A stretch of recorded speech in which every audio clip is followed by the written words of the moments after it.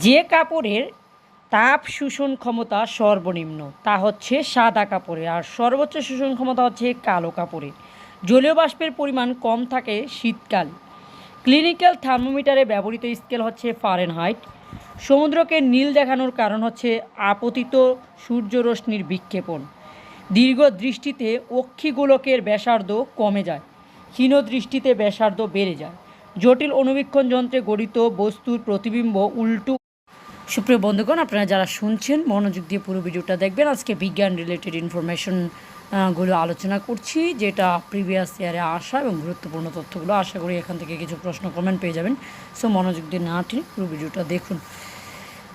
Antibody তৈরি করে B lymphocyte গমের মোজাইক ভাইরাস ছড়ায় মাইটের মাধ্যমে। অত্যাবশ্যকীয় অ্যামাইনো অ্যাসিড হচ্ছে বেলিন। প্রকৃতিতে মৌলিক বল 4টা।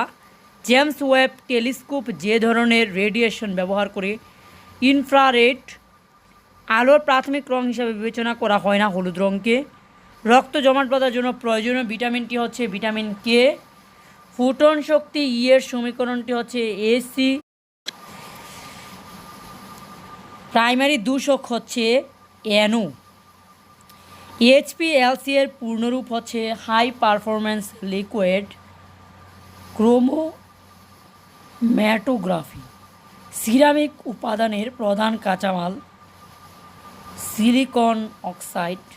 সানস্ক্রিন লোশন তৈরিতে যে ন্যানো পার্টিকেল ব্যবহৃত হয় জিঙ্ক অক্সাইড। মানুষের দেহকোষে ক্রোমোজোমের সংখ্যা 46টি। সুসংখ্যার যে 4:1:1 অনুপাতে শর্করা, আমিষ এবং চর্বি জাতীয় খাদ্য থাকে। মানুষের শরীরে রক্তের গ্রুপ 4টা। আর্সেনিকের পারমাণবিক সংখ্যা 33। উড়োজাহাজের গতি নির্ণায়ক যন্ত্রের নাম হচ্ছে ট্যাকোমিটার। টেলিভিশনে যে তরঙ্গ ব্যবহৃত হয় তা হচ্ছে রেডিও ওয়েভ। অণুজীব বিজ্ঞানের জনক অ্যান্টনি বন লিউয়েনহুক। বাতাস একটা প্যারাচুম্বকীয় পদার্থ। বিশ্ব ব্রহ্মাণ্ডের সবচেয়ে বেশি গ্যাস হচ্ছে হাইড্রোজেন।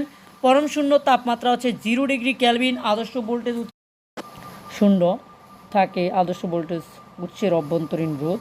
সাবানের আয়নিক গ্রুপ হচ্ছে সিওও এর সাথে সোডিয়ামের বিক্রিয়ায় নেই। ফটোগ্রাফিক প্লেটে আবরণ থাকে সিলভার ব্রোমাইডের। ব্যালেন্স ব্যান্ড সুপরিবাহী পদার্থ এবং কন্ডাকশন ব্যান্ড ওভারল্যাপ থাকে।